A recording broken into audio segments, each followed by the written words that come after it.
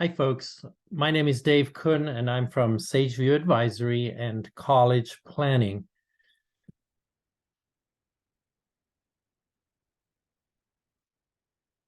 Today, we're going to answer the 6 essential questions that every parent should be able to answer for college. I'm a financial advisor that is focused on retirement income for individual families and their financial planning and how they do their planning. And one of the things that we look at is that you're trying to fill this bucket for retirement, but the bucket might have some holes in. And so part of what we do is we look for inefficiencies, these holes in the bucket that might prevent you from being able to live the lifestyle that you would like to live or are used to. And one of the things that we look at with college planning is that many families spend an inordinate amount of money on education for our kids.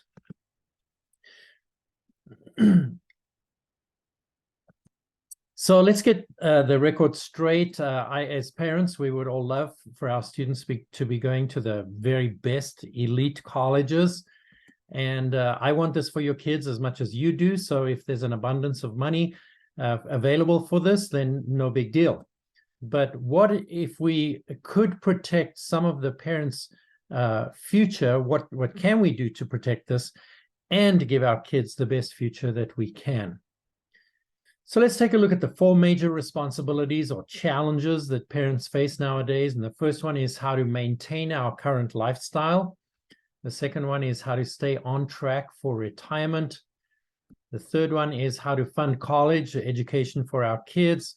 And the fourth one is to secure our family's future in case of unexpected circumstances, in case of a death in the family, or we lose our jobs, or things like that. So one of the quotes that I saw by Mike Rowe that I liked says, "Never in the history of civilization has a thing become more expensive faster than the cost of a 4-year college degree, more so than gas, food, medical, housing, or any other sector in our society." When we, I get a financial advisor letter from someone that I read every month, and there was a question from a client to the financial advisor, and he said, "What is the best way for us to teach our adult children about finances and fiscal responsibility?" And the response came, "The best time to teach them is before they become adults." That was by David Bahnsen. Let's take a look at the fastest age group for college debt. If you think about it, what age group do you think is taking on the most amount of college debt, or the fastest growing amount of debt? And when we look at that, 60 and older is the fastest growing age group for student loan debt. So as much as we hear about student loans and people being burdened with student loans, it's really the older people, because there's a limit to what younger people can take on as debt, a limit to what people will lend to them. So when we look at the age group that's taking on most of the responsibility for college, it's the age group that is saving at the same time for their retirement and having to pay for college, their college-age kids. So let's just set some expectations here. Here you can see at the bottom, tuition is actually the fastest growing expense if we compare them to other expenses. And this is cumulative since 1983. So it's just a warning for us to look out for this. If we look at the costs versus financial aid, also over the past 10 years, you'll notice that college costs have averaged much higher than the total amount of financial aid that's been given, which has actually decreased. So college costs are growing more and financial aid is actually decreasing. So I think partly what that tells us is that we really need to pay attention to this. There are 2 sides to the story, though. You have, on the left-hand side, you've got the parents and the students, and on the right-hand side, you've got the parents. So let's take a look at what happens with the parents and the students, what really should happen. The process in applying for college really should be that the student should be doing assessments to figure out what are their natural strengths, what are their natural God-given talents. Then based on that, they can look at what career they're interested in, and then what majors they should be taking.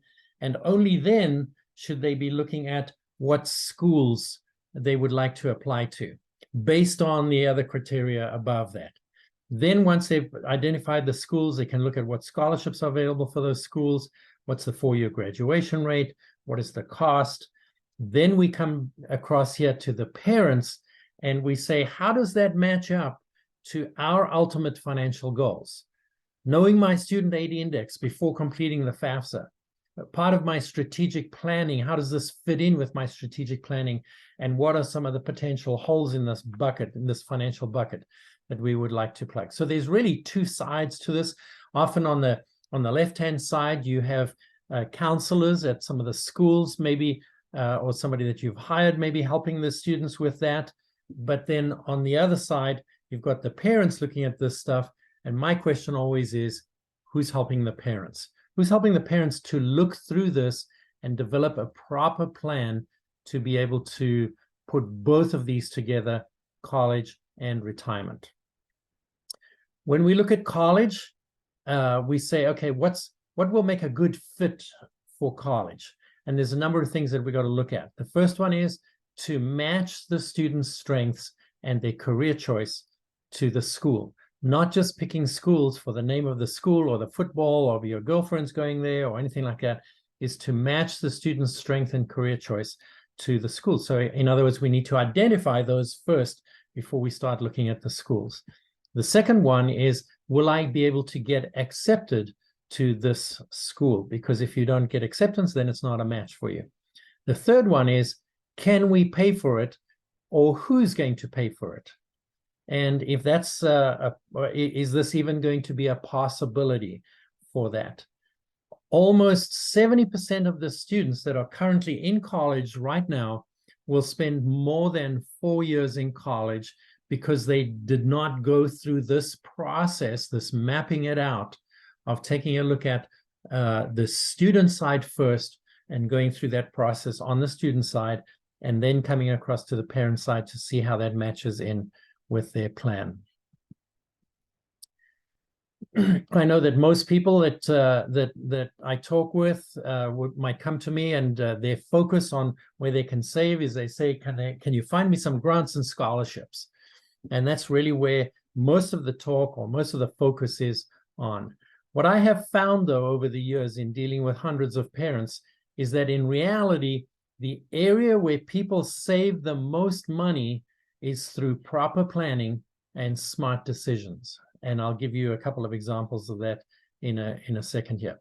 But that's really where most of the money is saved. You think about it, when we make a large purchase, what's our decision-making process? If we're going to buy a house, or if we're going to buy a car, we go through and say, what is our budget? What can we afford? What is the rate? What are the payments? Is this something that is doable for us? But what happens often for college is that the students will be talking to their friends, talking to other people. They'll make a list of colleges, and they'll come up with this list of colleges and apply to those colleges, and they have no idea what the end result is, how much it's going to cost them, how much they can borrow, how much they shouldn't borrow, and what the end result is going to be, and what the effect it has on their parents' finances as well. So the question is, do we have a proper plan for college as we look through this that matches up with our financial plan? You think about this, do we often say to our kids, or do we sometimes say to our kids when they're going to graduate from college, okay, well done, you've graduated with great grades, I'm going to buy you a car, you can go out and pick any car that you want on any parking lot that you see. No, that's not really what we do. We give them a budget, we tell them, and we go with them, we help them, we walk this process through for them. And this whole college planning process can be a great example for us to teach our kids of some financial decisions that they will be facing for the rest of their lives, and how to do this and how we go through this. So let's talk a little bit about financial aid and FAFSA. And remember that I did say that this is not the place where you're going to save most of your money, but it's a good starting place to look at when you apply to college. Most people are stressed out or talk about filling out the financial aid forms or the FAFSA form. The FAFSA form stands for Free Application for Federal Student Aid, and it will probably be required for you to complete this before you can get any need-based financial aid. So the information that you put on the FAFSA form will determine your ability to qualify for need-based financial aid. So let's take a look at the types of financial aid. You have merit-based financial aid, which is based on your GPA, your SAT, your essay, your skills. If the student can play some sort of a musical instrument or has any sort of skill that the school wants, excuse me, they might have a merit-based financial aid based on that. Then you have need-based financial aid, which is based on the parent's actual financial numbers. These are the numbers that you put into the FAFSA form or the CSS profile form. Then you have negotiated aid, which is based on, have I been through a process where I might have added some competing schools onto my list that I think I might be able to get better financial aid from if I had the ability to compete, have one school compete with another school, if I can get accepted into those. Then I've got some other folk who ask, why should I actually complete the FAFSA form? And there's a number of reasons, but one of the big ones is that most schools will require you to complete the FAFSA form in order to assess your possible financial aid.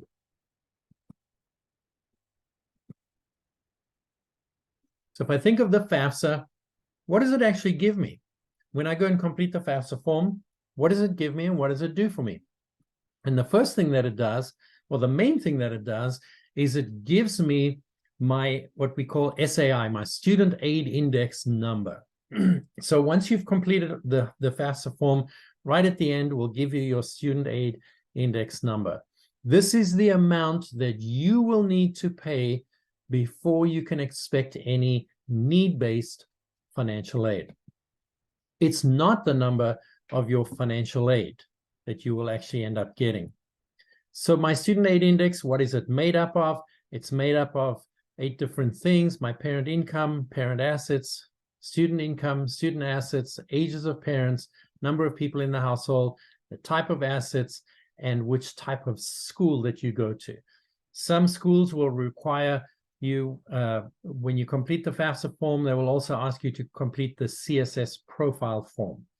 And so the type of school that you go to, most public schools just use the FAFSA form, and many of the private schools will use the CSS profile form, which has different questions and a different way of computing some of the numbers to give you your student aid index. So let's take a look at how the calculation is made on how to determine your need eligibility when you start completing the FAFSA form. Let's say, for instance, you've got cost of attendance at a school. When we talk about cost of attendance, we look at room, board, books, tuition, transportation, living expenses, all in what's the cost of attendance for that school. Then you go and complete the FAFSA form, and you're given a student aid index. And let's say for this example, that your student aid index is $20,000. That $20,000 is made up of those number of things that we looked at earlier on. So you've got your cost of attendance minus your student aid index, and that will give you your what they perceive as your financial need. And the financial need is the maximum amount of aid a family may be able to receive. Now remember, that student aid index, that first $20,000, that's the amount that you have to pay out of your pocket before you can qualify for any financial need. So if that number was $30,000, then your financial need would be $10,000. The other thing I want to point out is that the financial need number that you see there is not necessarily the number that you will receive in grants and scholarships. That might be split up between grants and scholarships and loans. And there might be a shortfall there as well that the parents have to add in to that. But that's the way the formula actually works. So you can see here that it's really important that families actually know what their student aid index is in advance. You can know this based on your finances when you're a freshman, sophomore, junior. Before you complete the FAFSA form, you really should have someone run for you a mock of your finances and the numbers that you would be putting in to get an estimate of what your student aid index is and how much financial aid you might be able to get, so that you're getting an estimate of what college is going to cost as you plan. Let's take a look at process and timing and how this all works. The first thing that you need to do is to, when you've got a senior in high school, is for them to complete their application. That's the number one priority. The second thing is that the FAFSA normally opens on the 1st of October is the earliest that you can apply for the FAFSA form normally every year. Now for 2023, the FAFSA form is only going to be available from December and not from October because of some of the changes that they made to the tax laws and to the legislation as far as colleges go.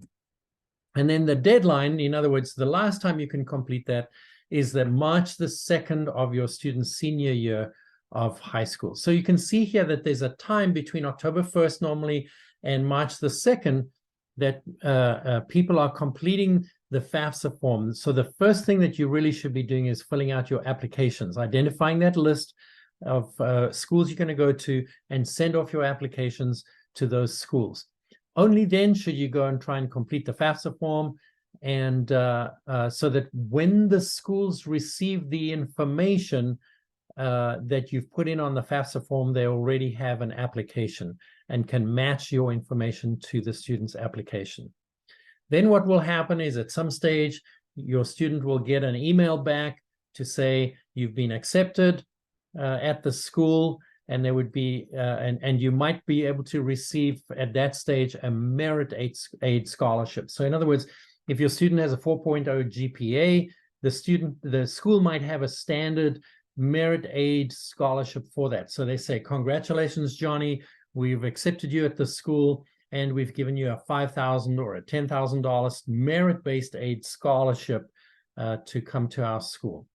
Only then does that go to the financial aid department as far as need-based aid goes, and they will then take a look at that at a later stage and maybe send you an offer, a final offer based on need-based aid. Because remember, some of those people haven't even filled in the FAFSA form when they sent off the applications, and they have until March 2nd of next year. Now, my suggestion is that you don't wait until March 2nd of next year, but that's just the deadline. And they would then give you a final offer to say thanks very much, but and based on what we've received, the information we've received from you, here's your merit-based aid and your need-based aid. Then if you've applied to certain private schools that might negotiate, you can then, if you've received acceptance from some schools, you might be able to go back and say thank you so much for the offer, thank you so much for the financial aid that you've given me. But I do have this other school that we've applied to, and they have offered us more money with financial aid, and I'm dead scared my parents are going to send me there. Is there any way that you can possibly do something to improve my chances to go to my dream school, which is obviously your school that I've been applying to? And there is a possibility of negotiated aid from there. And then right at the end, the student is the one that accepts everything right at the end as to where they're going to go. So my suggestion is find out what your student aid index is and start to plan now. It doesn't matter where your student is in his high school career, you really should be starting planning as early as possible. The FAFSA Simplification Act is an act that went in with the big tax changes that happened in our country in 2021, and had a goal of simplifying or improving the FAFSA process. Some of the things they did improve it or simplify it, and others, in my opinion, might not have. So it was planned to be completed by the FAFSA year for next year. And the first high school class to face that is the graduating class of 2024, or the people who start their senior year at the end of 2023. And this is just a quick summary of some of the changes that have taken place in that FAFSA, the Appropriation Act, the Simplification Act that they put through. So the first step, in my opinion, is to get your college report. And a college report is something that we do for students and for parents to be able to give you an idea of what your college planning process looks like, and some of the schools that you might be thinking about, to get an idea of what that might actually cost you before you start making decisions. And this is an example of what it might look like.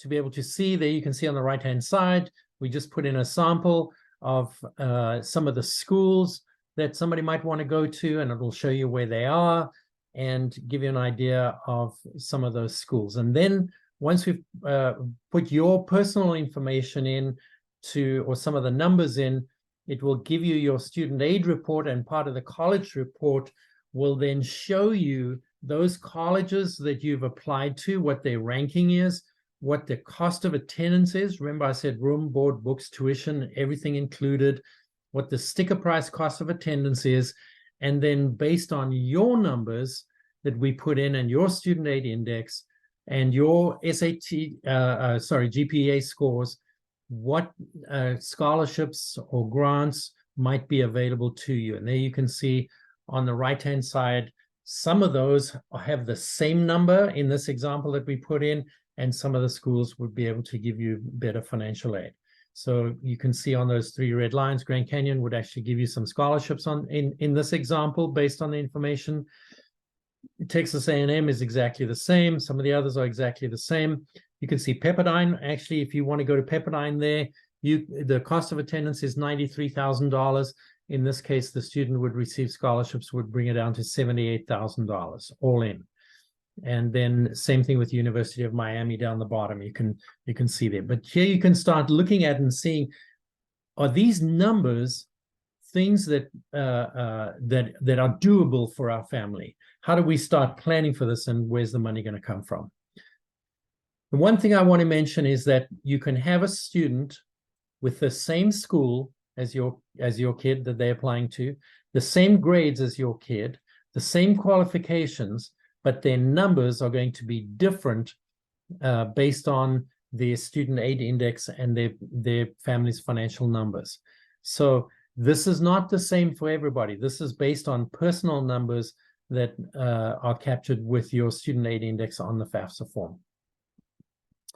So what now? As a parent, we would probably give our lives for our kids. As a financial aid, as a financial advisor, my question is, on college, should we be willing to give our lives for our kids? What are we teaching them by doing that? There are so many parents that say to their students, well, if you can get into the college, we'll make it happen. And when we sit down and look at their finances and we look at what's possible for them, then clearly they haven't put a plan together for making that possible. If you can afford an expensive college and are able to retire without running out of money or relying on your kids for help in the future, that's a wonderful thing. But as a financial advisor, I try to get families to consider the reality and hear and see some of the truth with a plan. Sometimes it's not popular with parents, but it's my job to help the parents and ultimately the students. Because you got to think about it. If you spend all your retirement money on their college, then you're going to probably be reliant on your kids later on in life. And is that something that we want? So let's just go into this with our with our eyes open and make a plan for this. First question is, do I have a number of what my end cost will be after the loan interest and after inflation? Have I added in all the costs of any other kids that might go to college, including their loan interest and inflation and what that might look like? Where's the money coming from? Are we going to, do we draw this from savings? Do we take this from loans? Where's the money actually going to come from? And if I am taking loans, where's the most efficient place to get the money? So let's take a look at that. Brings us then to this college and retirement and why both of these need to go together. So if we're here now in time, and that's where we really want to be in retirement, as we look at that, we really need a plan in order to say, how do I get there in retirement? And there's a number of questions that we need to ask ourselves in order to do that. Because if we don't have that plan, how are we going to put a plan together for college? How do we know how much we can spend for college? Because we might end up there in retirement, or if we've got 2 kids, we might end up there. We really have to have a plan to put this together. So I got to ask myself, do I know the answers to the 4 vital financial planning questions that I really should know, or that my financial advisor should be able to give me or help me with in order to put this planning together? Let's take a look at, firstly, before I go into those 4 questions, the 6 essential questions for parents on college.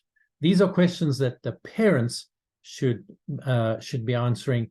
And one of the first places where I start with parents, and the first one is, who's paying for college? Are we paying for everything, or do we expect our student to have some skin in the game? When we look at this, sometimes you have the mom who's paid for everything on her own to get through college, and you have the dad whose parents might have helped him get through college, or a mixture of both. But let's answer this question so that mom and dad are on the same page as to who's paying for college. The second question is, what do I think college will cost? What's the number that I think will be the total cost of attendance based on what we think the colleges might cost, and what the inflation might be for those years that we're in college? And that's where your college report comes in. What is our college number? What is it that we feel that we prepared or could pay for college? That might be different to what we think college might cost. We might have a number in mind to say, based on our savings or based on what we've put away in some accounts and what we think that we can take on, this is our college number. We really should know that before we go into the planning process. We know that when we buy a house or when we buy a car. And so why would we not know that for college? What impact does that have on our ability to retire and live without being a burden to our kids? Sometimes you've got good kids, and sometimes I ask Johnny, hey, Johnny, if your parents spend all their retirement money on your college, they're coming to live with you when they retire. And Johnny might be a good kid, and he said, yeah, that's okay. And then my question is, well, Johnny, how does your new wife feel about living with her mother-in-law because you went to an expensive college? And then sometimes that might change the picture. The next question is, have we communicated these things to our students? Sometimes parents are embarrassed to speak reality with their students, with their kids. Sometimes our kids have no idea how much we struggle with our finances to give them what they want. But I do think that it's an opportunity. By the time your kid goes to college, he or she are adult enough. They're going to be treated as adults in college. So they're adult enough to know some of the truth of what's going on. And you might be very surprised as to how sympathetic your student is about the costs if we will just share honestly how we feel and some of the answers that we've spoken about. you know, Mary, we've spoken through this, and here's the number that we think that we can afford for your college. We don't want to stifle your dreams, so you can apply to some of the dreams schools, but let's have a dose of reality. If the scholarships don't come in to bring it below this X amount, this number, then we might have to make some different choices. Have I considered the effects of the choices that we're making for student number one, what that's going to be for our other kid that's coming along 2 years later? Are we going to have to treat them the same? Are we going to have to come up with the same money? Let's make sure that we have a plan for that. And then one more, do I know the answers to the 4 essential questions that every financial advisor should be able to answer for you? So let's go and take a look at those and what they are. The first one is, what rate of return do we have to earn on our savings or investment dollars to be able to retire at our current standard of living and have our money last through life expectancy? Have we thought about that? Do we have a plan for that? The second is, how much do we need to save on a monthly or an annual basis to be able to retire at our current standard of living and have our money last until life expectancy? Because if we're not saving that now, how are we going to cope with that as we go through? Because then it's going to affect our retirement. The third question is, doing what we're currently doing, how long will I have to work to be able to retire and live in the current lifestyle until life expectancy? Am I going to have to work another 4 years compared to what I've planned because of the choices we're making for college? Let's extrapolate those numbers out. Let's do some planning and see what that looks like. The next question is, if I don't do anything different to what I'm doing today, how much will I have to reduce my standard of living at retirement for my money to last through life expectancy? Have I thought about what this effect is eventually on my lifestyle and what that might look like? So we've spoken a little bit about college planning and some questions that your financial advisor should be able to answer for you, and some things that the parents should ask themselves, and some discussions that the parents should ask for their of their children, and discussions they should have. And remember, right in the beginning, I went through the 2 sides of this, and you have the student side on the left-hand side where they go through choosing the schools and things. And if you have a counselor that's helping your kid make up the list of schools and that, there's a limitation to that. The one question that your counselor at the school cannot ask the students is, how much money do you make and have? They can't ask that to the students, or they can't ask that to the parents. It's not part of their purview. This is really what the financial advisor should be doing. And secondly, if that's the case, then how can they be planning the list of schools without that knowledge? You really need to be knowing what my student aid index is, and helping the counselors to help your student. So if you have the opportunity to do a mock FAFSA, to get your student aid index, to know some of the answers to these questions, then you can go back to the counselor and to the student and talk through them these answers to these questions so that they can plan correctly for your kid. Otherwise, your counselor is in the dark and they don't know what to expect or what might happen. So they're just adding lists to the student to go and apply to, and they don't know what effect that has on the parents. So if you're looking at this today, here's an opportunity for you to take a look at. If you would like to contact me, you can reach out, and we'd be happy to schedule a no-cost 90-minute appointment and go through some of these questions with you, to do a college report, to work out what your estimated student aid index is, and put some of the colleges that you might be thinking about, put them on the list, and put out that college report to be able to give you some planning opportunities and say, okay, do I have a financial plan for myself, for retirement and for my family? and how does my college plan fit in with that to be able to do both. So feel free to reach out either by sending an email or to contact me. That's my cell number, and I'd be happy to take your call.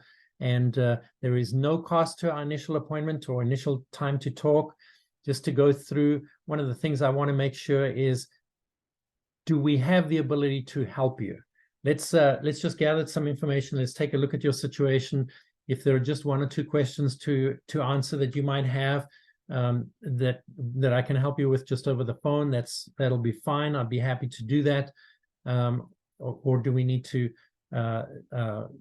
look at it over a longer period? And remember that initial cost 90-minute appointment would require you, or we would ask you to bring in some of your financial information, so that, or do it over Zoom, so that we can put in that information and get an estimate of your student aid index, so that we can give you some estimates based on the questions that the FAFSA and the CSS profile would normally ask you.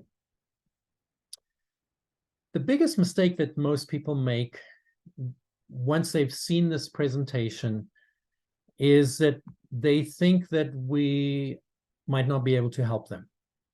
And often I have people after this coming to me and saying, well, I'm not sure you can help me. I've got this and this and this. And my answer to that is, you're absolutely right. I'm not sure I can help you either, because I don't know your information. So the only way that we can assist you is for you to reach out. There's no silly questions. Remember, if you've got the question, probably there's a bunch of other people who've had the same question. And for instance, questions like, who fills out the FAFSA form in a family that's separated or divorced, or things that got a little more complicated, or if we've got an adopted kid, or what that looks like. And so if you've got any questions like that, or you just want to sit down and look at some estimates of your financial plan, some scheduling, let's answer those 4 vital questions for you that every financial advisor should be able to answer for you. And we'd be happy to do that. So we appreciate you taking the time today and going through this with us, and we'd be happy to help you to do this.